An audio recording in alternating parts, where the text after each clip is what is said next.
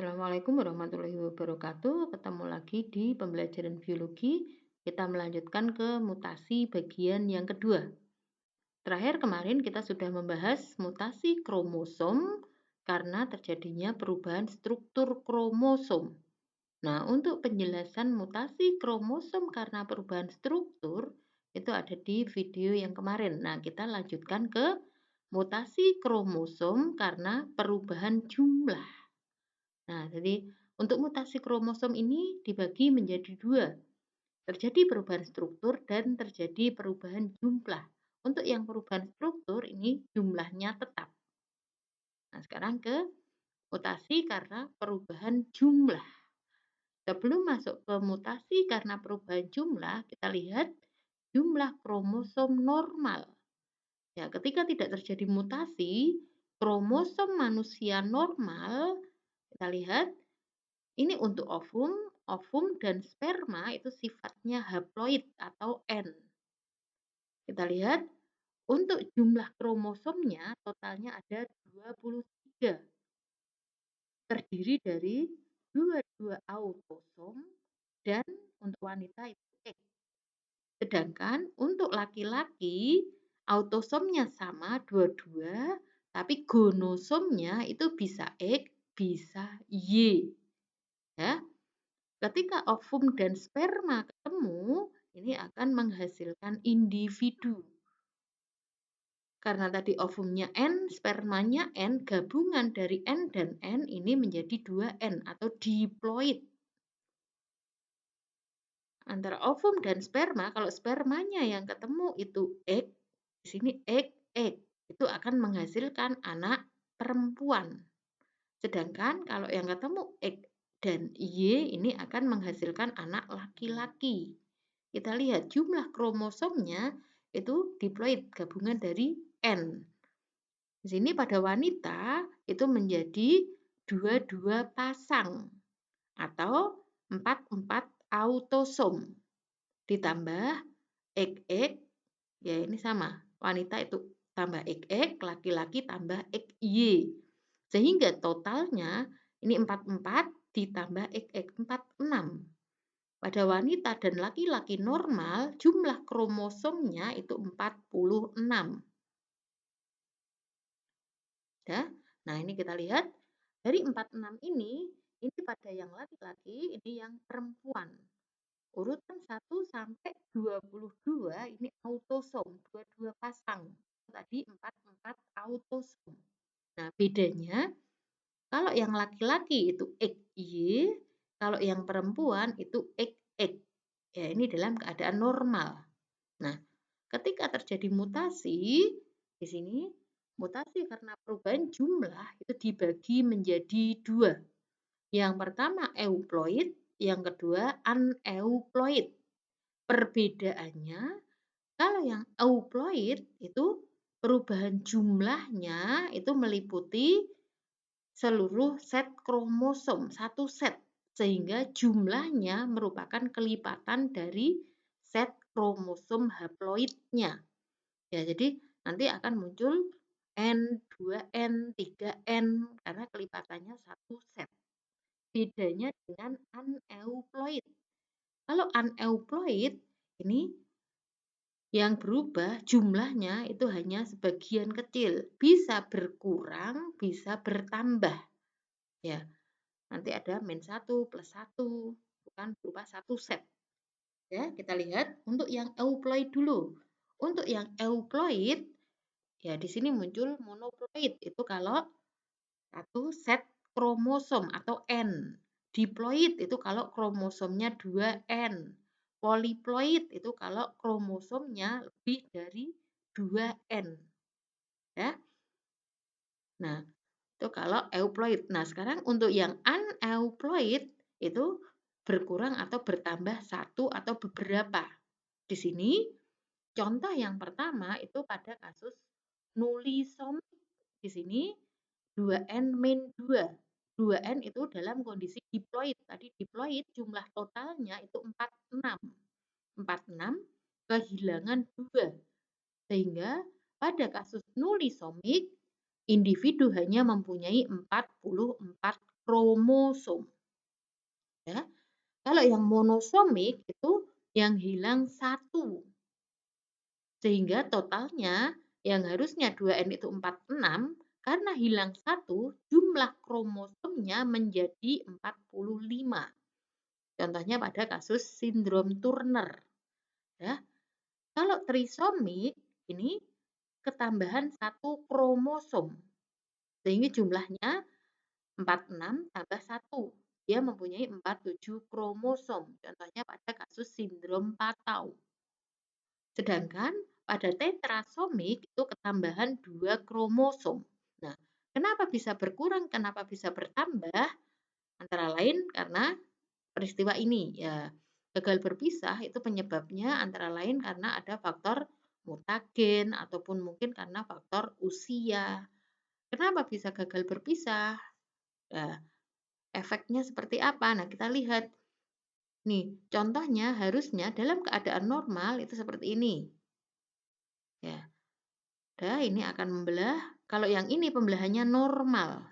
Tapi pada kasus yang ini, nah di sini yang atas ini normal, yang bawah ini masih gandeng. Ini karena gagal berpisah. Pada kasus gagal berpisah seperti ini, nanti kalau menghasilkan anak, di sini kita lihat, ini ketambahan 1 kromosom, ini kekurangan 1 kromosom. Ya, sedangkan yang ini normal, ini normal. Nah, pada kasus yang terjadi penambahan dan pengurangan jumlah kromosom, ini akan mengakibatkan individu dengan kondisi seperti ini. Nah, ini. Di sini dapat menyebabkan terjadinya kelainan. Contohnya, contoh yang pertama pada kasus sindrom Down, di sini trisomi 21. Ya, trisomi 21 itu maksudnya di kromosom urutan nomor 21 terjadi penambahan 1 kromosom. Sehingga totalnya yang harusnya 46 di sini menjadi 47. Ya.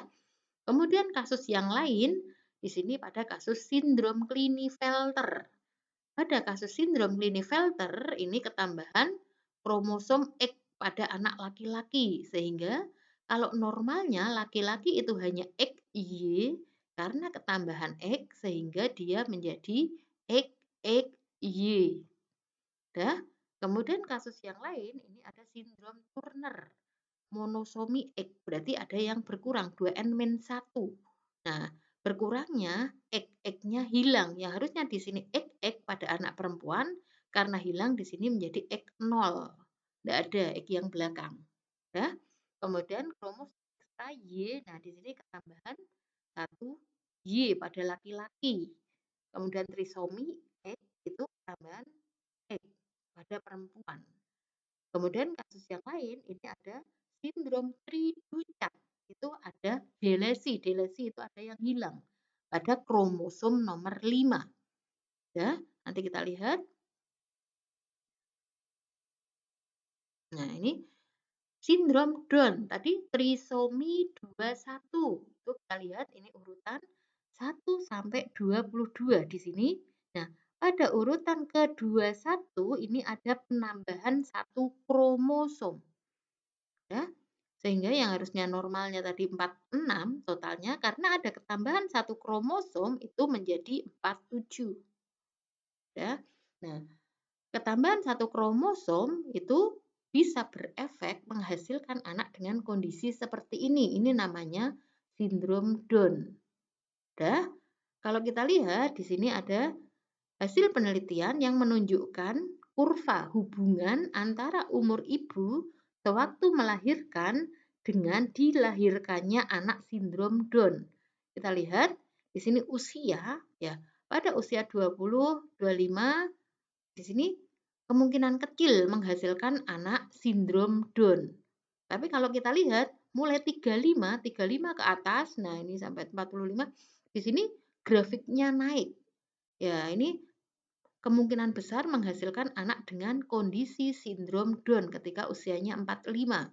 Kenapa bisa seperti itu? Karena semakin tua usia seseorang itu kemampuan sel untuk membelah juga terbatas sehingga menyebabkan terjadi peristiwa gagal berpisah. Ya. Kemudian, nah ini kalau tadi pada perempuan, nah ini pada laki-laki sama. Terjadi penambahan kromosom di urutan 21. Sehingga jumlah autosomnya itu menjadi 45. Ya, kalau XY ini berarti menandakan pada laki-laki. Kalau XX menandakan pada perempuan. Di sini totalnya ini sama, bisa ditulis dengan rumus seperti ini, bisa seperti ini. Kalau yang atas itu berarti digabung. 47 itu gabungan dari autosom dan gonosom. Gonosomnya ini 2. 1, 2. Autosomnya 44. 44 tambah 2, 46 ditambah. Nah, di sini plus 21 itu maksudnya di kromosom urutan nomor 21 ada penambahan 1 kromosom. Sehingga jumlahnya 47. Udah? 47 itu dari, kalau dirinci seperti ini. Terdiri dari autosomnya 45, gonosomnya 2. Ya. Ketambahan 1 kromosom di urutan 21 itu dapat menghasilkan anak dengan ciri-ciri bibir tebal, lidah besar dan menjulur, liur selalu menetes, mata sempit, gigi kecil dan jarang, IQ rendah, umumnya steril. Steril itu artinya mandul. Ya. Nah, kemudian di sini ada wanita super. Pada wanita super yang harusnya normalnya wanita itu hanya X. Tapi di sini ketambahan 1 X sehingga triple X. Ya, 44 autosom tambah ini 3. Sehingga totalnya menjadi 47. Ciri-cirinya itu steril, mandul. Ya. Genitalia bagian dalam memiliki kelainan. Kenapa mandul? Karena ada kelainan pada organ kelaminnya. Ya. Kemudian, nah di sini pada kasus yang lain itu sindrom Klinefelter. Kalau kita lihat di sini harusnya pada laki-laki normal itu hanya XY, tapi di sini ketambahan 1 sehingga X-nya menjadi double. Totalnya menjadi 47. 47 itu pada ketambahan gonosom. Kalau autosomnya normal, 44 autosom. Tapi di sini gonosomnya ketambahan X sehingga 44 tambah 3 menjadi 47. Ketambahan X itu identik dengan perempuan. Sehingga kalau laki-laki ketambahan X, dia cenderung bersifat kewanitaan. Kemudian ciri yang lain, di sini testisnya mengecil, mandul, kemudian tubuh cenderung tinggi, dada sempit, panggulnya lebar. Kemudian terjadi keterbelakangan mental. Ya, kalau kita lihat, nah ini sindrom Klinefelter. Urutan 1 sampai 22 autosomnya normal. Ya, sedangkan di sini X-nya yang harusnya 1, di sini double, ketambahan 1 X. Sehingga tadi menjadi X, X, Y rumusnya. Kemudian kasus yang lain, nah ini ada sindrom Jacob. Bedanya dengan Klinefelter, kalau Klinefelter tambahan X, nah kalau Jacob tambahan Y. Nah, Y itu identik dengan laki-laki, sehingga kalau Y-nya bertambah, laki-lakinya over. Dia menjadi kasar, identik dengan laki-laki. Perilakunya kasar dan agresif, antisosial, dia menarik dari lingkungannya. Kalau dilihat dari tubuhnya normal, wajahnya menakutkan, ya, wataknya berwatak kriminal. Kemudian IQ-nya di bawah normal, 80 sampai 95. Ya. Nah, kemudian kasus yang terakhir ini pada sindrom Patau. Nah, kalau kita lihat ini sama dengan pada sindrom Down tadi. Ada penambahan pada autosom di urutan nomor 13. Ya, jadi di urutan nomor 13 ketambahan 1 kromosom. Sehingga autosomnya menjadi 45, bisa terjadi pada laki-laki, bisa terjadi pada perempuan. Udah. Ciri-cirinya kepala dan mata kecil. Nah ini. Kemudian bibirnya sumbing. Tuli, polidaktili. Polidaktili itu jari-jarinya lebih dari 5. Ini kalau kita lihat. Kemudian kelainan otak, jantung, dan ginjal. Keterbelakangan mental. Nah, Umumnya, penderita ini meninggal pada usia kurang dari 1 tahun. Ya, saya kira cukup sekian untuk mutasi bagian yang kedua. Terima kasih. Assalamualaikum warahmatullahi wabarakatuh.